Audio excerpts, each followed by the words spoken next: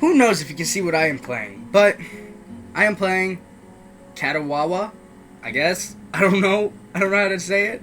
Shoujo? I don't know. Kieran, if you're watching this, help me out.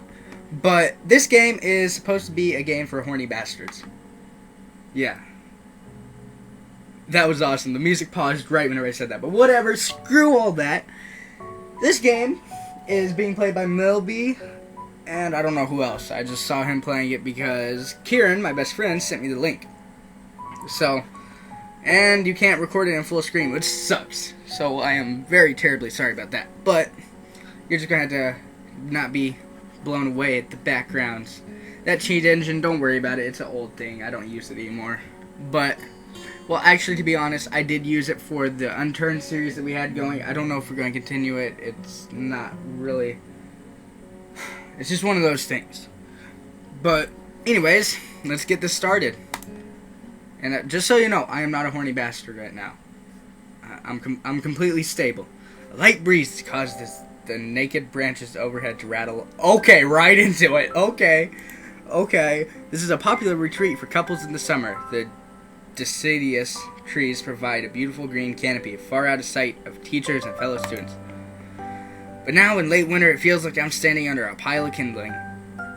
Okay, so this person is obviously a pyromaniac.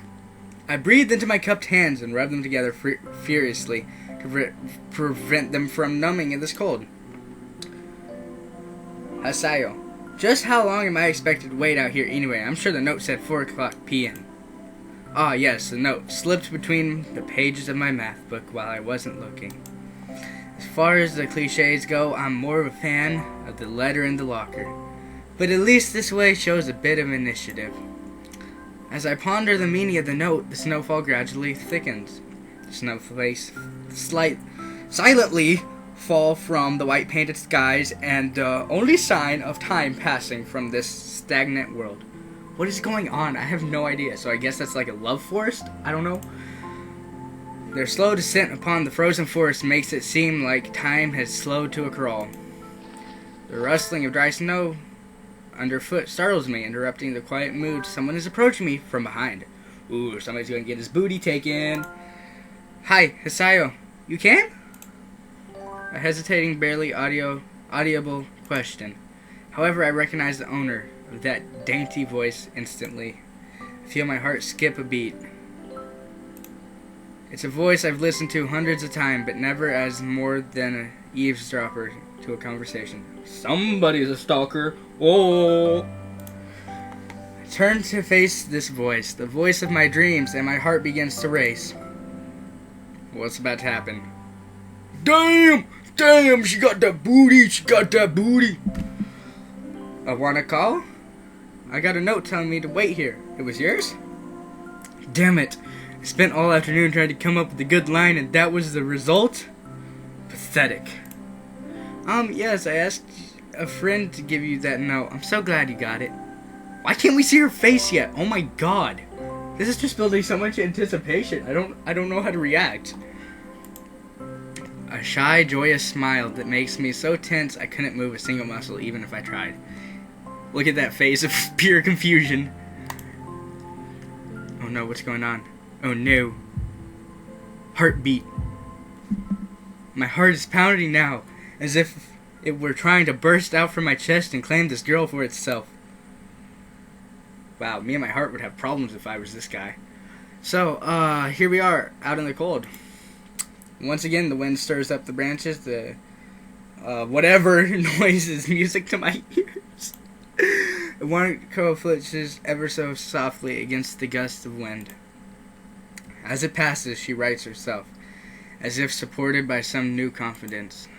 Her eyes lock with mine. She lazily twirls her long, dark hair around her finger. Ooh, somebody's a little bit turned on. At least that's what it usually means. Any guys out there, if a girl is twirling her hair, biting her lips at all, or, twitching around just a little bit, and is biting stuff, like not biting your arm or anything, but biting her lip, or, twirling her hair, that usually means she's into you. Don't ask how I know. All the while, the anxious beating of my heart grows louder. My throat is tight. I doubt I could even force a word out if I tried. You see, I wanted to know, boom, boom, if you'd go out with me. Oh, what did I tell you? What did I tell you? Look at that knowledge of mine. As I stand there motionless, save for my pounding heart. I want to say something in reply, but my vocal cords feel like they've been stretched beyond the breaking point. Hasayo. I reach up to try to massage my throat, but this only sends spikes of blinding pain along my arms. Hasayo! Doo-doo. My whole body freezes, save for my eyes, which shoot open in terror. Oh no. Hasayo! Beating my chest suddenly stops and I go weak at the knees. The world around me in the canopy of bare branches, the dull winter sky, a Wanako running towards me, all of these fade to black. The last thing I remember before sleeping away, the sounds of a Wanako screaming for help and the insistent clatter of the branches above. Man, that would really suck monkey balls if you ask me. Bum bum. I think he had a heart attack. I don't know. Four Leaf Studios presents Katawa Shoujo. I don't know how to say it yet. Inspiration, Retina. And there's his IV drop. Poor kid. My heart's like already beating really fast. I do not know what's going on. I can't stop smiling. Oh, I feel so bad for the poor kid. Oh, he just doesn't... Poor kid. Oh, God. I don't know what to say for him. And then it gets into this all musical and beautiful. Alright, just a second. I'm going to pause and see if... After this, I'm going to pause and see if it worked out. If it didn't, that's going to suck. Can I just... Oh, we just missed stuff. It's been 4 months since my heart attack. What did I tell you guys? Okay, I'll be right back. Okay, it is working, but apparently you cannot see my mouse, and apparently the frame rate on this game is not recording so well, so I'm sorry about that. I'll try to get that fixed next episode, but it's been 7 minutes so far, and I'm probably going to play this for 15 minutes or so. But let's get back with it. In that whole time, I can probably count the times I've left this hospital room unsupervised on one hand. 4 months is a pretty long time when you're left alone with your thoughts, so I've had plenty of time to come to terms with my situation. Arrhythmia? Okay. Strange word, a foreign alien one. One that you don't want to be in the same room with. A rare condition that causes the heart to act erratically and occasionally beat way too fast. It can be fatal. Apparently, I've had it for a long time. They said it was a miracle that I was able to go on so long without anything happening. Is that really a miracle? I guess it was supposed to make me feel better, more appreciative of life. I really didn't do anything to cheer me up. It really didn't do anything to cheer me up. My parents, I think, were hit harder by the news than I was. They practically had 2 hemorrhages apiece. I had already had a full day by then to digest everything to them. It was all fresh. They were even willing to sell our house in order to pay for a cure. Of course, there isn't a cure. Wow. I hate it when stuff like that happens, and my phone just went off, so screw it. Because of the late discovery of this condition, I've had to stay at the hospital to recuperate from the treatments. Poor kid. When I was first admitted, it felt as if I was missed. For about a week, my room in the ward was full of flowers, balloons, and cards. The visitors soon dwindled, and all the get-well gifts began trickling down to nothing shortly after. I realized that the only reason I had gotten so many cards and flowers was because sending me their sympathy had been turned into a class project. Wow, that's messed up. Maybe some people were genuinely concerned, but I doubt it. Even in the beginning, I barely had visitors. By the end of the first month, only my parents came by on a regular basis. Iwaniko, I don't know how to say that yet. I feel so bad. Was the last to stop visiting. After 6 weeks, I never saw her again. We never had that much to talk about when she visited anyway.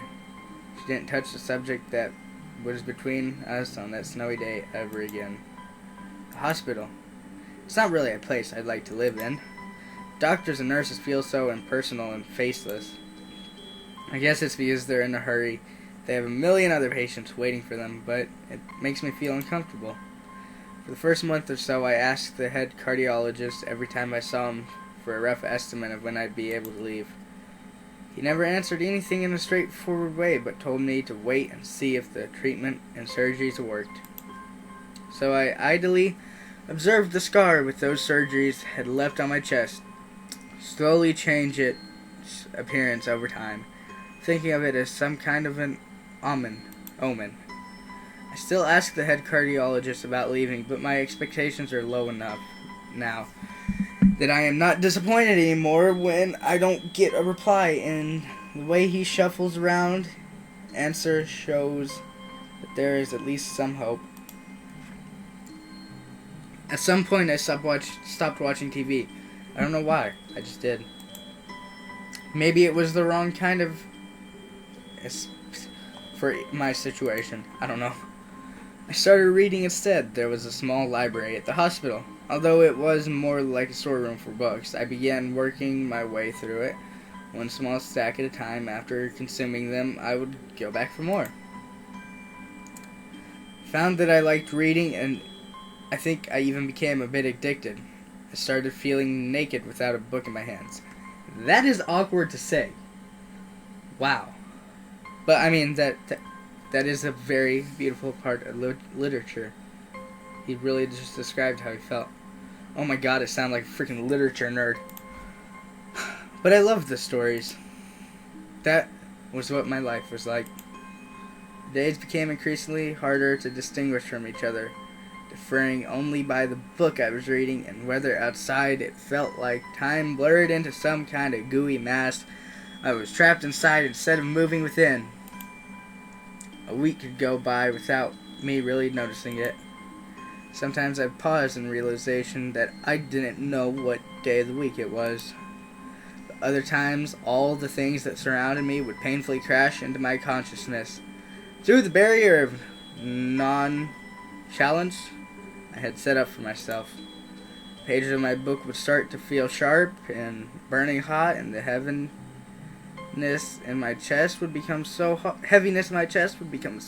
to bear that I had to put the book aside and just lay down for a while, looking at the ceiling as if I was going to cry.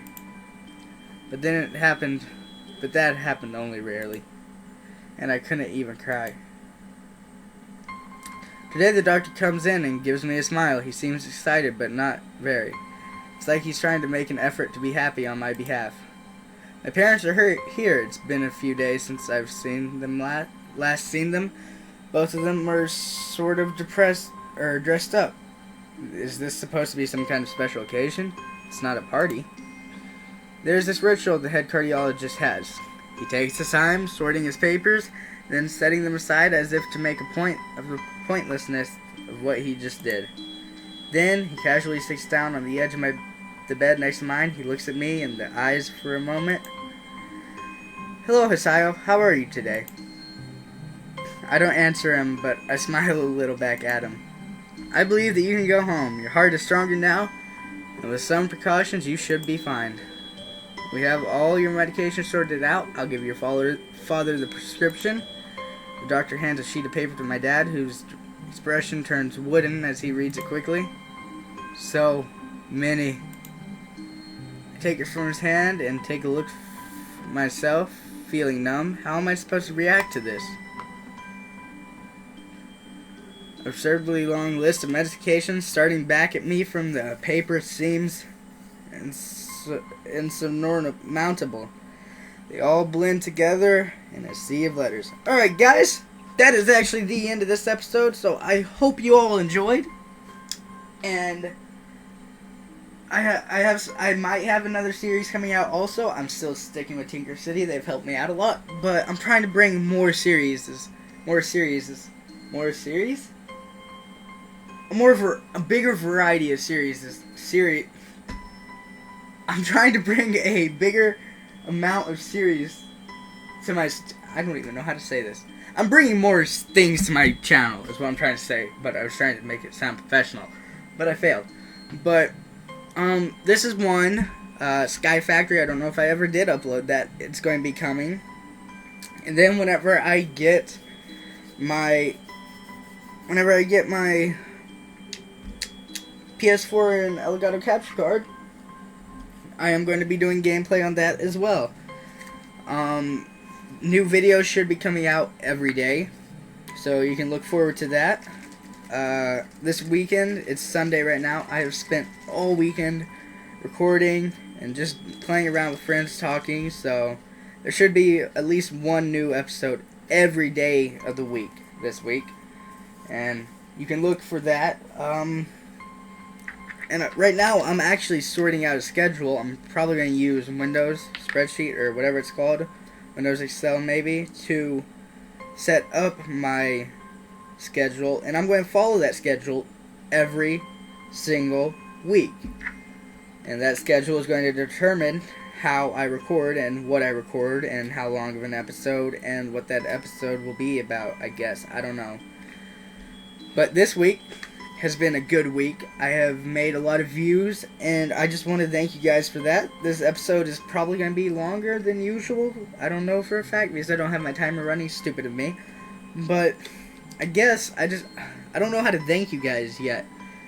The second I hit 100 subscribers, I will do a giveaway of Minecraft, or of, I don't know. I'll do a giveaway, though, of a game. And in order to do that, you have to subscribe. I have to have 100 subscribers, and I have to have at least 10,000 views. And then the second that happens, I will have a giveaway, and I guess your name will automatically be put into a random generator. And in order to be able to get this, you need to make your subscription public. There's people that are subscribing to me, and they're not making it public, so I can't really